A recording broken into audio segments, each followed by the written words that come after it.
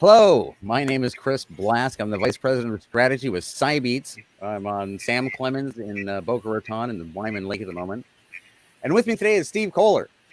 And as I was thinking about this beforehand, I meet, as we do, shared on social media, hey, I'm talking with Steve, recording, come along. And how do you describe this, right? So you spent decades working with Governor Ridge, from all along that path. And of all the things that stand out in my mind is you got Stephen Hawking on the NASA vomit comet and flew with him. Now, I know what we discussed this. It's amazing the lives we live, the people it's just fascinating. But that's still one of those days that has to just be, you can't not think about that, right? No question about it, Chris. It's a pleasure to be with you, by the way. But you're right. There are certain points in one's life and career where you can just mark the book as a memorable moment, and many of them are great, some not so great, but that was one of the memorable ones. And it was actually not the NASA vomit comet, but the equivalent through a company called Zero G. We had retained a number of flights for commercial purposes and for educational and tech transfer purposes as an agency at the time when I was in Florida. And we got a request from the CEO of Zero G, the guy by the name of Peter Diamandis, who was a friend at the time and owned the company, and said, Steve, would you be willing to give up one of your flight manifests so that we could bring Dr. Stephen Hawking in? Because he really would like an opportunity to fly in zero gravity. And, I thought about that for all of about a second, Chris, and I said, absolutely. Are you kidding me? He said, you'd be able to meet him and his medical team and some of the family that was actively involved. So to your point, one of the more memorable 2 days of my life. One was the flight itself. The other one was the pre-flight dinner reception that he attended and spoke at. That was even memorable for a lot of other reasons. If you can imagine, Chris, and I know you and many of your listeners have probably been to many of these kinds of events where you have a reception for, in this case, about 150 invited guests, most of them aerospace engineering types from the Cape and the region, to have an opportunity to listen to a keynote presentation by Dr. Hawking about anything that Dr. Hawking would want to talk about, as you know. Right. How often does a Newtonian intellect come along? You're gonna, if he wanted to talk about the weather, the color of the carpet, whatever, it didn't matter. But here's what the interesting thing was. That was the day we had to do a pre-flight with the medical team. And we did it with an individual that would represent physically and physiologically all the attributes of Dr. Hawking. So we scoured all of Central Florida and came up with the flight of a lifetime for a 14-year-old eighth grader from Central Florida who represented the stand-in double for Dr. Hawking in order to test the stresses of a zero-G flight on his body and his mass. And as you know, it's a series of parabolas. And so he had done that flight and was invited to this reception as well as Dr. Hawking, and then we would have a dinner. Well, the reception ran on, and the attitude adjustment hour and the associated adult beverages that were made available did their magic. But here's the unique thing. So we get to the dinner, and everybody's now seated, and I made the introduction.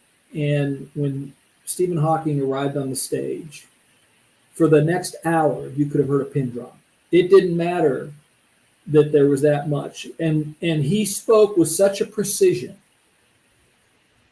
His use and his navigation through the English language as he conveyed his thoughts held, and these are PhD quality engineers at full attention for a full hour. Full stop. It was one of the most compelling discussions and presentations I'd ever heard, and it was telling on the intellectual horsepower that was before us. So that was part of it. The next part was the actual flight, to your point, which was quite compelling because the intention was only to do one parabola.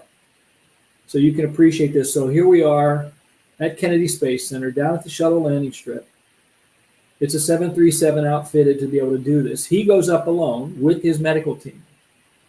And I'm on the ground now at that mid-airstrip center for the media.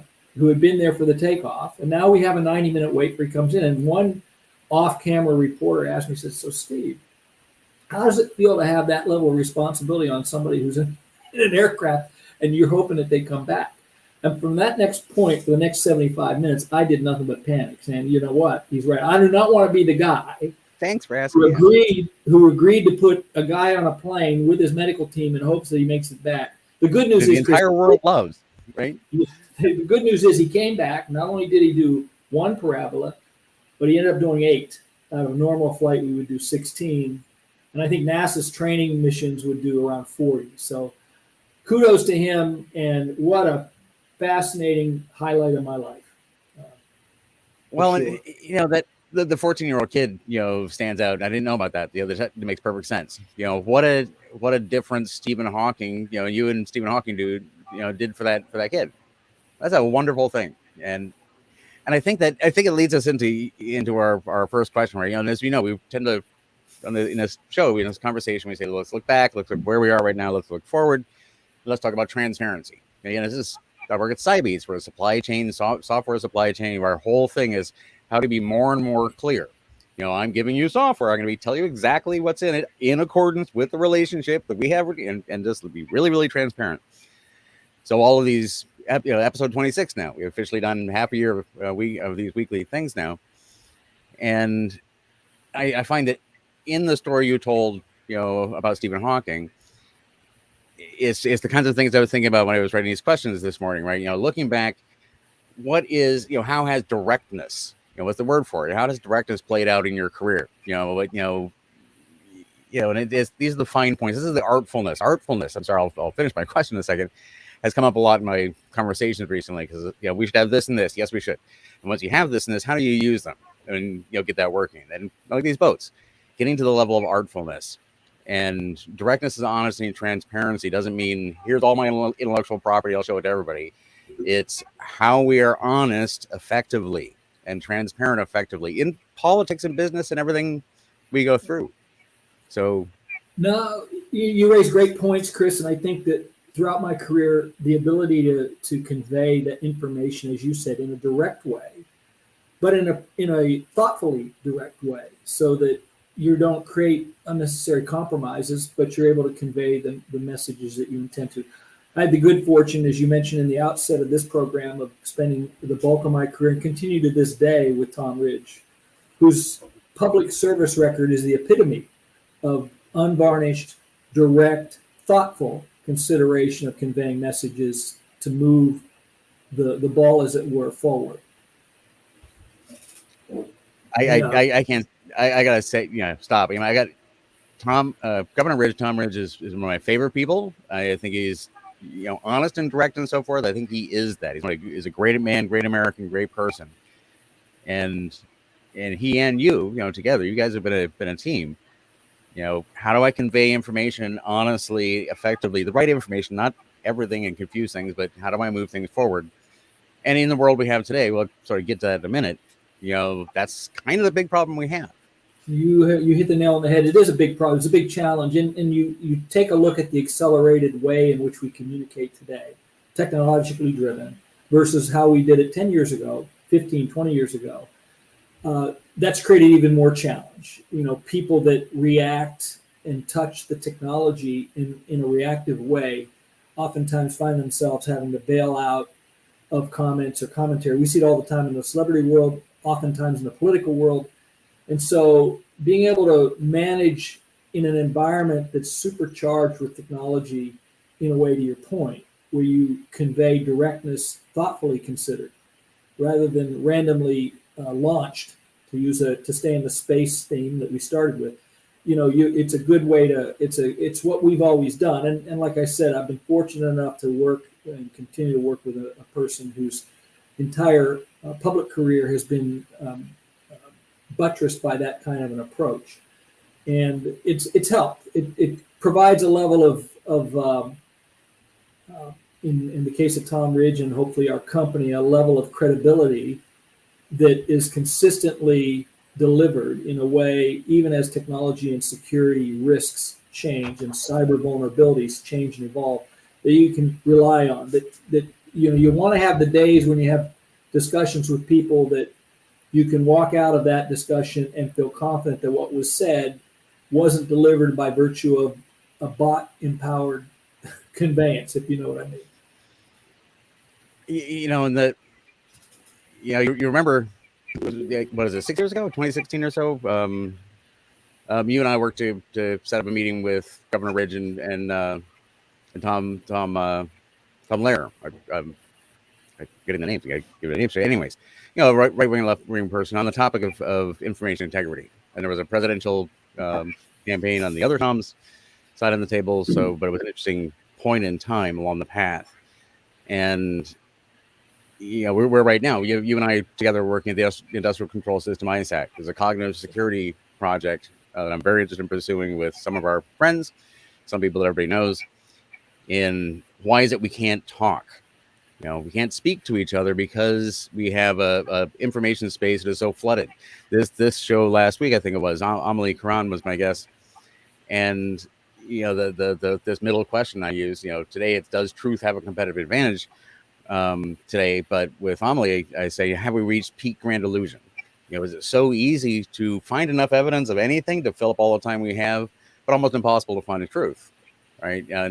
And with your focus and your career and success in politics and in business and everything else, and fighting for, let's be, Clark Kent about it, the American way, open source, open speech, freedoms, democracy, as much liberty as we can possibly negotiate with and still live with each other.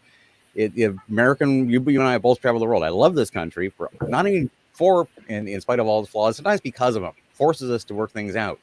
I think we have a way out of this, but maybe I'm just optimistic. I think it is business competitive. I think it's internationally competitive to tell the truth as well as possible as all the time. Am I just hopeful? No, I think you're spot on. I think that it is absolutely in the long, if you consider business, in spite of the speed with which everything moves today, but business and life in general, it moves at more of that long, you got to look at the long game. And so, have always been believers that if you, it's the old adage, if you misrepresent once, you have to always remember that misrepresentation in order to continue the charade. It's a little hard. It's much easier. I've always said it's so difficult to do the things that we're engaged in and you're engaged in and the people that we work with in an appropriate and thoughtful and proper way to start to conceive of a calculus where you would start to game your own system is a dangerous place to be, not only from a legal perspective, but from a moral and ethical one to boot. And then you have to be able to reconcile that over time. And so I'm like you said, is there a place where truth over the prevails in the long run? And I say absolutely. That's somewhat of a no-brainer in my view, but I think it gets lost in this. For different people at different times in life, they can become consumed with the competitive requirements of their particular business, and it is a very tempting process to get to the speed of a market opportunity and cut some corners, perhaps maybe inadvertent, but maybe planned. That always, in my view, eventually catch up. So, I'm with you on that one, Chris. I don't think there's any question. And I'll mention you mentioned Tom's.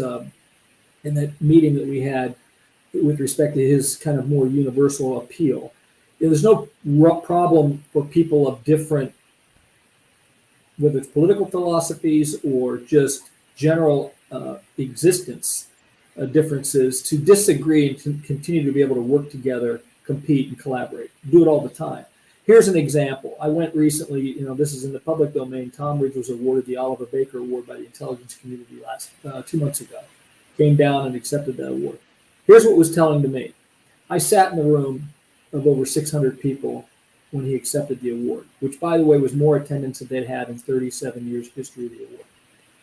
I also watched with admiration the number of standing ovations that came from people who represented the entire political spectrum, that recognized what the Baker Award suggested, that here's the accomplishments over a 40-plus year career that began in Southeast Asia and ended with what he had done for this country in the creation of the U.S. Department of Homeland Security and really the building of that department.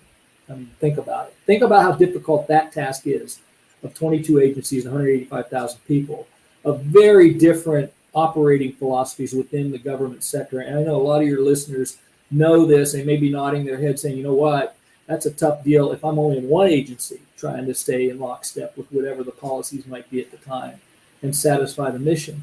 So, you know, that's the kind of recognition that he was rightfully bestowed at that event.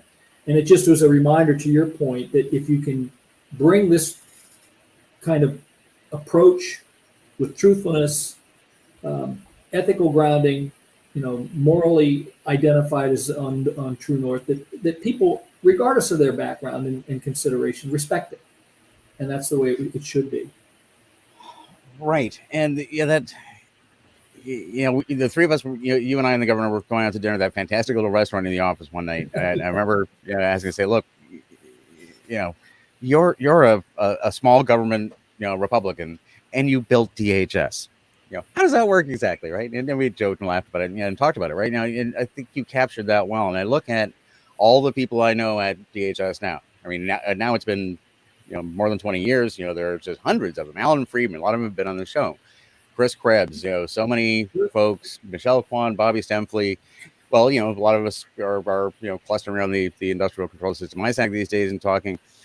And, Alan this morning, had a CISA SBOM listening session, with, a couple hundred people on it. And I think did a great job of enunciating, what Governor Ridge set off to do, from his perspective with DHS, what all these people along the way have reflected. We are not the Russian government.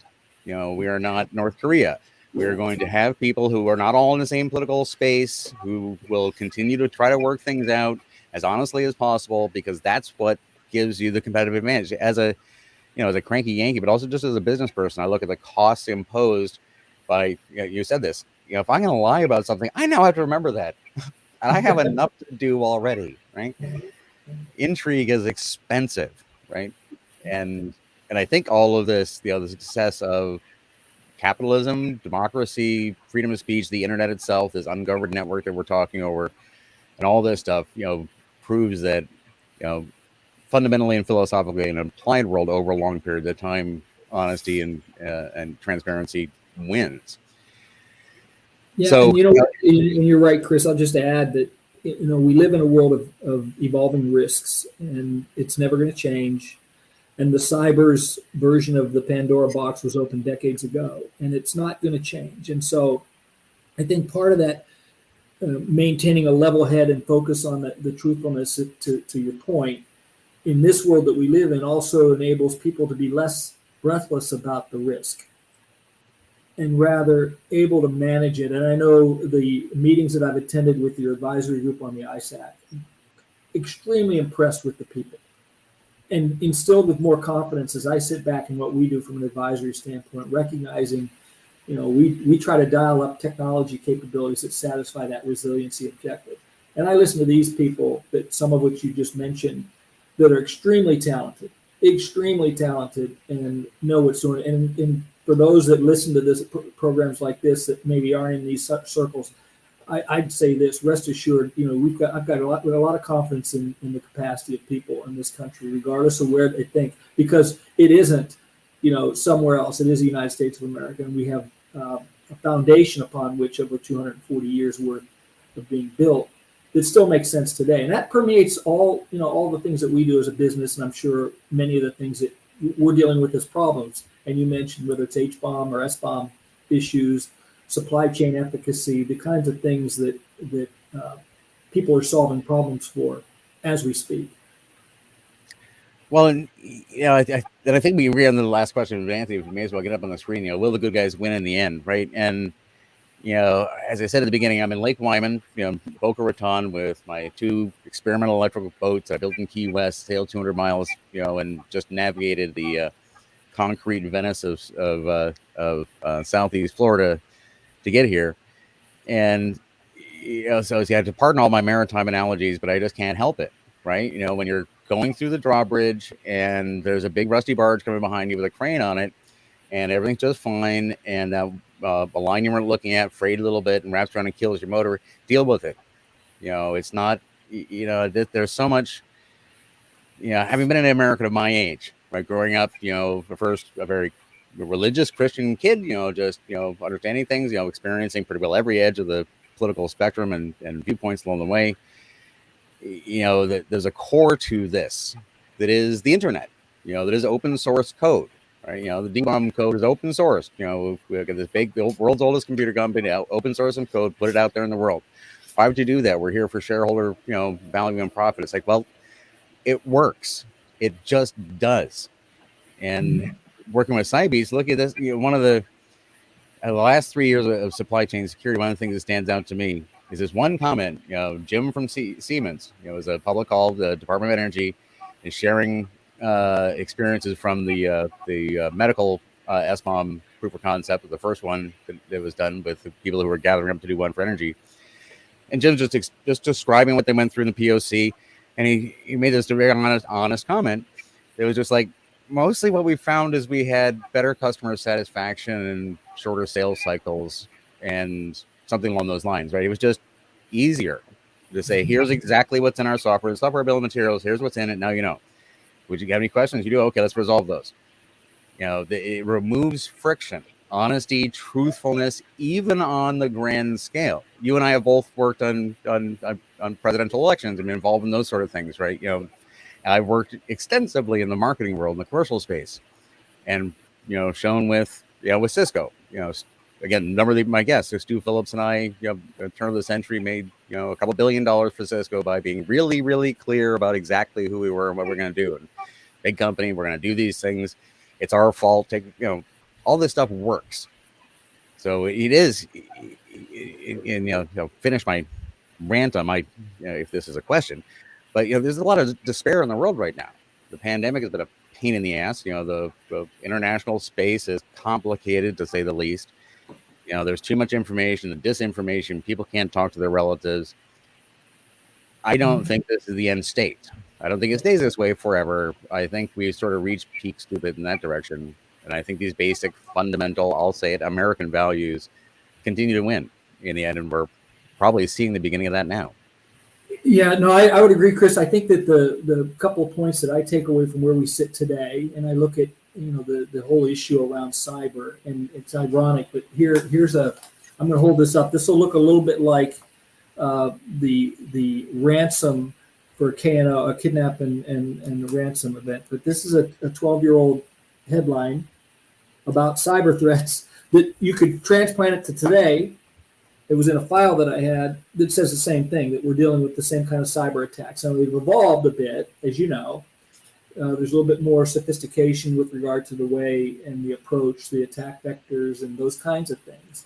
But I think eventually, we're not there yet. We've got a ways to go, but I'm impressed by the advancement of things like quantum encryption and things like automated controls testing that goes beyond just basic automated controls, that eventually the countermeasures, in my view, will catch up to the human frailties as part of the cyber hackers equation. And once we get there, it'll become all automated, as you know, and it'll move faster than humans can. So you can't really inject that insider. They just can't get involved as readily as they could. We're not there yet, but I'm pleased to see that some of the people that you're associated with and that I've known over the years have that kind of talent. They're thinking about those kinds of problems to solve. So we're always here. I think the fundamental value among many that people that we work with in this country have is the ability to move faster, because they're not inhibited by a governance oversight that might be so oppressive that they can't move quickly, that we see elsewhere. But you've got more of a state of entrepreneurialism, creative entrepreneurialism, which is what it takes, that creativity. And then, as you said, the ability of people to look at the larger picture, more important goal, in this case as it relates to cyber, and be able to work together to get there. So I think we're moving. Years ago, I talked to one of the big four senior partners, and they said every so often we as companies make bets on sectors. And this was about 6 years ago. They bet on the cyber sector. They figured out about a 25 to 30 year evolutionary track. And that's probably true. I have no way to doubt it at that point. It's pretty easy to crystal ball something then, say 25 years, and say, okay, that sounds okay to me. But that may be true. You see the trends. You and I have seen them. You see them more readily than I do. Industrial controls, the technologies that are now embedded, those kinds of things that again help us to be able to manage the threats, the risk, in a way that doesn't create a situation where we become breathless, and too worried about it. Right. You mentioned that one twice, breathless, and really rings with me because, and again, one of the reasons I always loved industrial control systems and critical infrastructure, and one of the reasons I've always loved security, is it's a very immediate thing. It's confrontational. You got to make some choices, move forward. Time is the resource. And over the last 200 miles, I couldn't even begin to name the number of moments where it's like, okay, here's what we have, here's the situation, here's what we're going to do. In a world of complex choices, I think that's what, the breathlessness, you just don't have time for it, right? And it gets very clear. I think one of the problems we have right now is, again, we live in a historically unbelievably safe world. Even today, even with every single problem, better than 100 years ago or ever before, we have too much indecision, too much room for breathlessness, right? And so, yeah, I agree. And the 20, 30 year thing, I've been at this for about 30 years now, right? And Fred Cohen, all the people I work with, I'm typically a little bit younger than all of them.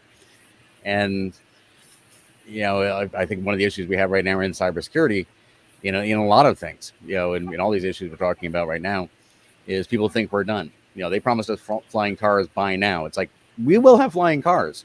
Nobody said when. Maybe it takes a long time. And the cybersecurity writ large we're halfway along the way. Another 20 or 30 years until we reach full maturity. Sounds about right. Yeah, and no, that does make sense. And your point about flying cars, I mean, it's not lost on me. I think one of the problems and challenges we've had within our government processes is the procurement process for some of these new innovations. And I think that too often on the large projects, there's a continual state of protest, which extends the deadlines for some of these things, which is unfortunate. You almost have to plan a protest into a procurement. And that includes all the more interesting subcontractors that might be part of a large-scale procurement that have a lot of that edge-leading technology that could be brought to bear. But if you're in a constant state of bureaucratic constipation, if that's a right term. Oh, yes, it is. You don't get, because there's this risk of protest and counter-protest and adjudication and all those things that kind of get in the way of the process. You got to think back, go to the Wayback Machine, and you look at initiatives that were massive on scale, the Marshall Plan and others, that moved a little bit more efficiently in some respects, even without the technology, because the bureaucratic inertia or the process by which you can slow things down wasn't quite as evolved, and now it is. And so, you got to kind of work around that, which makes the idea of bringing new ideas to market or to broad utilization sometimes more challenging. Saw a lot of that, by the way, in the space industry and the DoD procurements. Well, and as we see playing out right now, again, I grew up with the Apollo missions and so forth, and now we have SpaceX and Starlink and other levels of maturity to this. The inevitabilities of these things. I'm the oldest Gen Xer, right? But I grew up with all the older kids, with the boomers, and I remember the flying cars and so forth. And there was the impression, it's like going to be really my lifetime, or by the time I'm 60 or whatnot. But we see them out there now.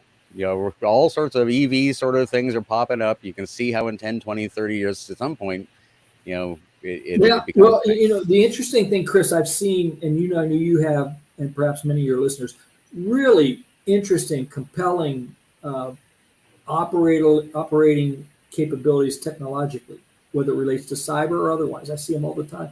But sometimes, and they work, and many times they never get market traction for whatever reason. They just don't make it to that forefront. And part of that is exactly what you said, that the level of how the process evolves to enable a particular approach and technology to move to the forefront and become market instead of state of the art, state of the market. And you can go back to VHS versus beta, right? It's kind of, somebody, somewhere there's a decision that goes in one direction or another. So, here we find ourselves. Are we dealing with the same thing in the cyber realm right now? Think about it. You mentioned the DoD or the DIB and the whole movement with the CMMC platform and how that particular approach is going to extend, maybe variations on the theme, but we're going to see it, as you know, in areas where industrial controls are critical, the grid, amongst other things. So, there are solutions that can work within those frameworks, but it tends to slow things down a little bit. Well, we're going long on this one, so I could literally talk with you forever, and I'm just tempted to insert one more comment in the last comment, but that's how we get ants. So instead, I'm going to say thank you, Steve, for everything, for the yet more fascinating stories. I'm such a Stephen Hawking fanatic that's just special. Give my very best regards to Governor Ridge as always, and thank you for everything you do. Thank you, and enjoyed the conversation, and happy to have another one sometime. We can talk about space, whatever you want to talk about. I look forward to it. Absolutely. Thanks, everyone, for your time. Thanks, Anthony Soares, for producing 26 of these in a row and putting up with me and my antics. And we'll talk to you again soon.